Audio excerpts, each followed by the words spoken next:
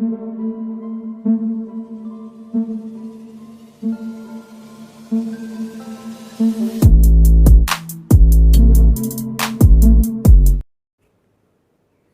दोस्तों, scary story official में आप सबका स्वागत है।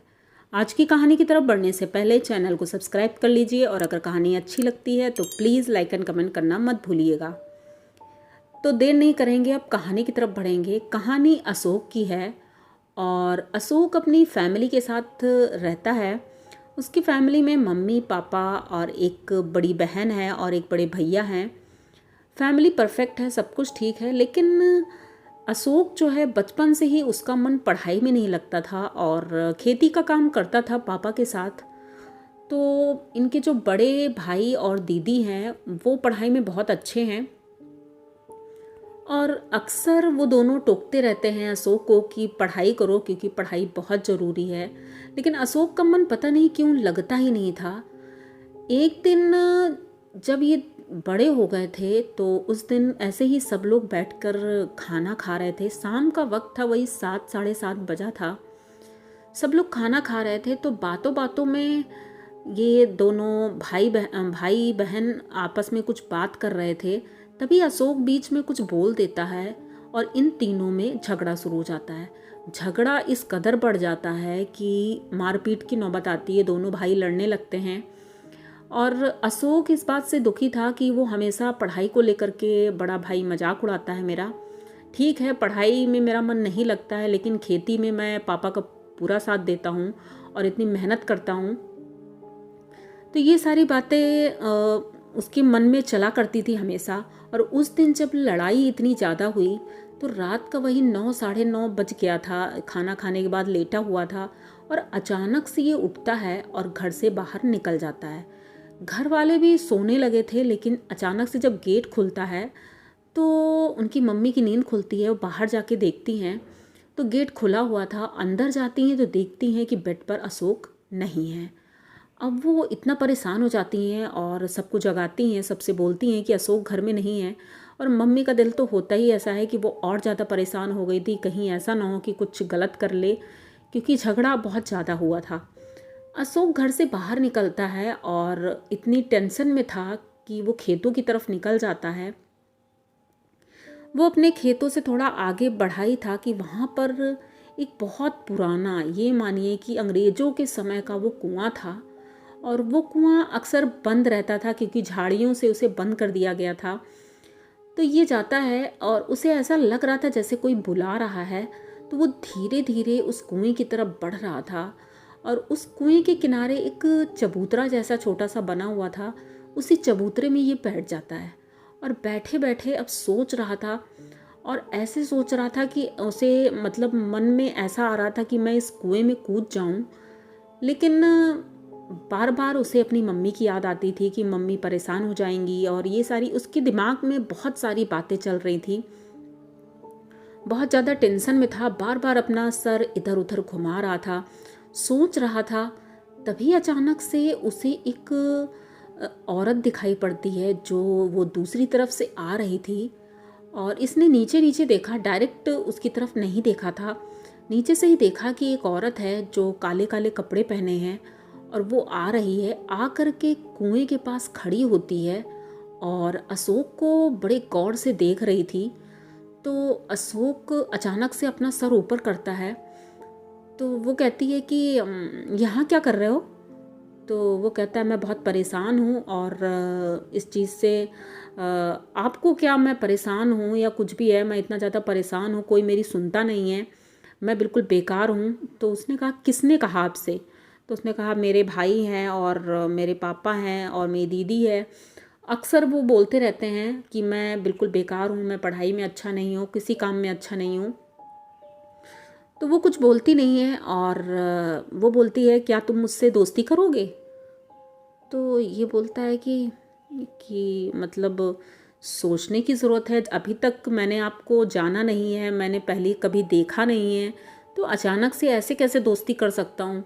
और सबसे बड़ी बात ये थी कि रात इतनी हो गई थी और वो जो लड़की थी उसका चेहरा नहीं दिख रहा था, वो घूंघट जैसा कुछ करे हुए थी, वो ब्लैक कपड़े से ओढ़े हुए थी। तो इसको चेहरा नहीं दिख रहा था, तो कहता है कि बिना आपको जाने पहचाने मैं आपसे दोस्ती कैसे कर सकता हूँ। हाँ, वो बात अलग है कि ठीक है, आपने पूछा तो मैंने आपको बताई अपनी प्रॉब्लम, लेकिन दोस्ती बहुत बड़ी चीज़ है कि वो ऐसे ही नहीं कर सकते हम किसी से। तो वो कहती है ठीक है, मुझे दोस्ती के बदले कुछ नहीं चाहिए, लेकिन जब भी तुम्हें मेरी ज़रूरत हो तो तुम मुझे आवाज़ देना, मैं आ जाऊंगी। तो वो कहता है कि लेकिन आपका नाम। तो जैसे ही वो नाम बताने वाली थी, उससे पहले ही अचानक से एक पेड़ से कुछ गिरता है। तो अशोक उधर देखने लगता है और ये अचानक से उस कुएं में कूद जाती है, क्योंकि अशोक ने डायरेक्ट नहीं देखा कि वो कूदी है, लेकिन कुछ कूदने की आवाज़ आई। उसमें पानी, जैसे कुछ कोई चीज़ पानी में डालो तो उसकी आवाज़ आती है, तो वैसे ही सेम आवाज़ जब आवाज़ आई बहुत तेज़ी से, तो अशोक एकदम से चौंक गया था और उठकर खड़ा हो गया। वो कुएं की तरफ देखने लगा था तो कुछ दिखा नहीं, फिर वो लड़की नहीं दिख रही थी। तो अशोक को लगा कि शायद वो लड़की कुएं में कूद गई है या फिर गिर गई होगी, क्योंकि उस कुएं से चिपक कर ही एकदम वो खड़ी हुई थी। अब अशोक परेशान हो जाता है, आवाज़ देता है उसे, लेकिन कोई आवाज़ बाहर नहीं आ रही थी। ये भागते हुए अपने घर जाता है और अपने मम्मी पापा को बताता है, सबको बताता है, लेकिन उसकी बात कोई सुन नहीं रहा था। किसी को कुछ समझ में नहीं आ रहा था आखिर ये बोल क्या रहा है।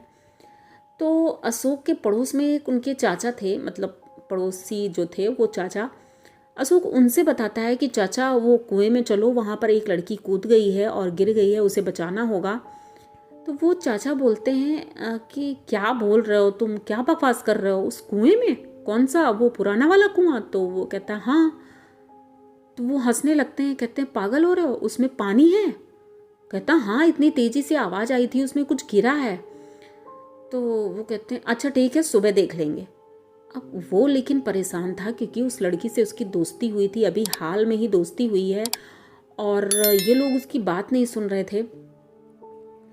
तभी अशोक के पापा आते हैं और अशोक को लेकर घर जाते हैं और बोलते हैं बेटा ऐसा है, रात बहुत हो गई है, तुम सो जाओ और सुबह हम लोग देख लेंगे। अब अशोक को घर ले जाते हैं, लेकिन उसका ना तो सोने में मन लग रहा था, ना किसी काम में मन लग रहा था। अब उसके दिमाग में वो लड़की ही चल रही थी कि बेचारी मर गई होगी, क्या है, कैसे हुआ होगा, वो पड़ी होगी वहाँ पर। उसको नींद नहीं आती है, पूरी रात गुजर जाती है। और जैसे ही सुबह होती है तो घर वाले सब उठ जाते हैं अपने अपने काम के लिए। जब उनकी मम्मी अशोक को उठाने के लिए जाती हैं तो देखती हैं कि अशोक को बहुत तेज़ बुखार था और वो सो रहा था। तो वो उठाती नहीं है कि तबीयत ठीक नहीं है, शायद इस वजह से सो रहा है अभी, क्योंकि कल झगड़ा भी हुआ और इतनी सर्दी में वो खेतों की तरफ भी गया था। तो वो उठाती नहीं है, घर का सारा काम कर लेती हैं। उसके बाद फिर से जाती हैं, अशोक को उठाने की कोशिश करती हैं कि बेटा उठ जाओ, कुछ खा पी लो और दवाई खा लो। लेकिन ना वो उठ नहीं रहा था। जब बहुत कोशिश के बाद उसको उठाया जाता है तो उसकी आंखें एकदम लाल थी, आंखें एकदम पलट गई थी।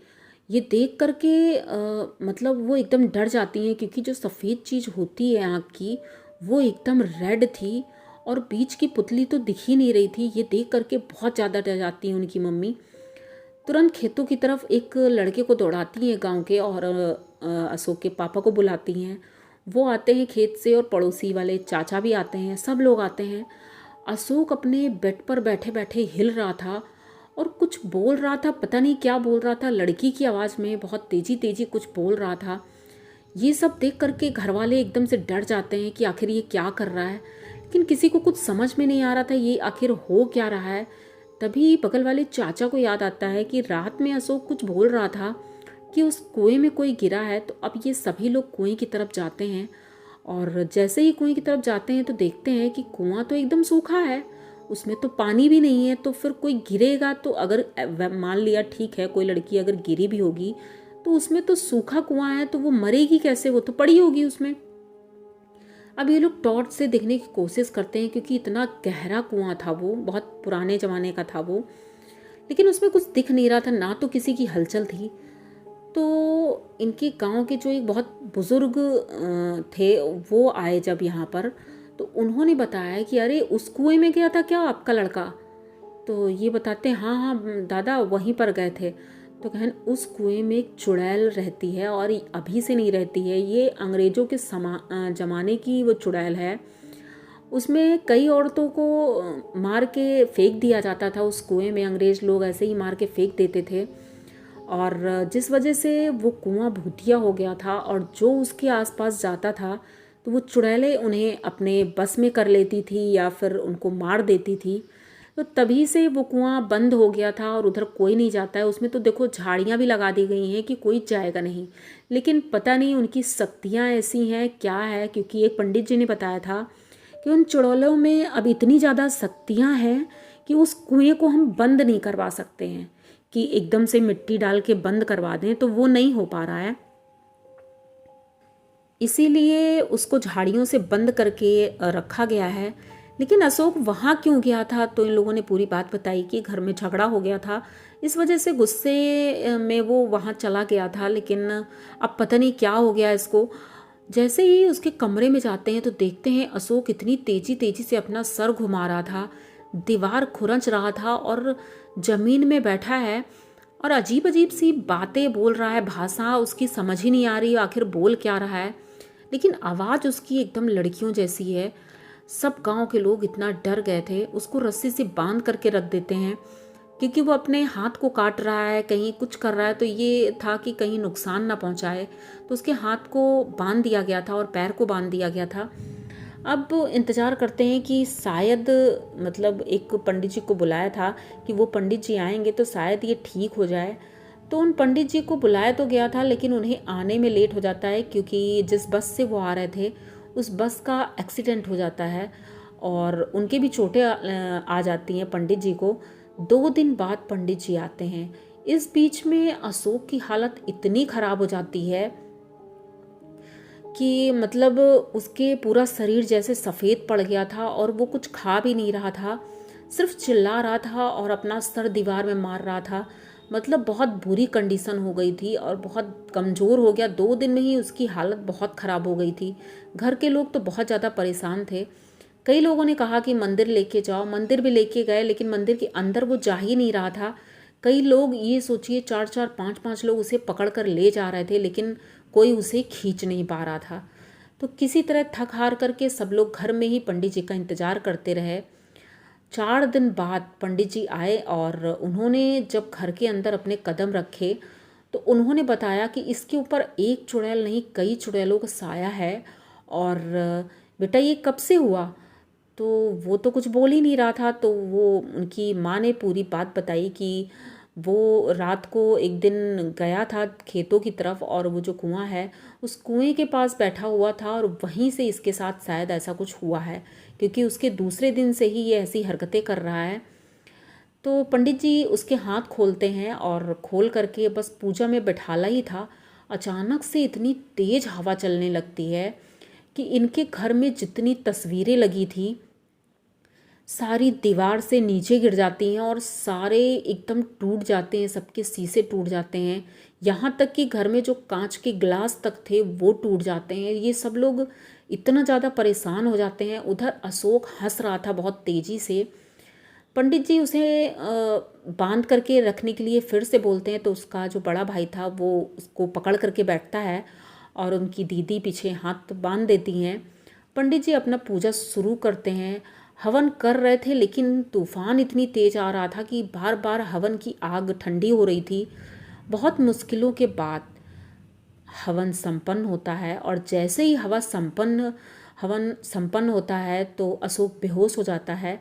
बेहोश होने के बाद जब उसे होश आता है तो उसे कुछ भी याद नहीं था, बस उसे इतना याद था कि वो गया था उस कुएं के पास खेतों में और उसके साथ कुछ गलत उस वक्त नहीं हुआ था, बस उसने उस लड़की को देखा था।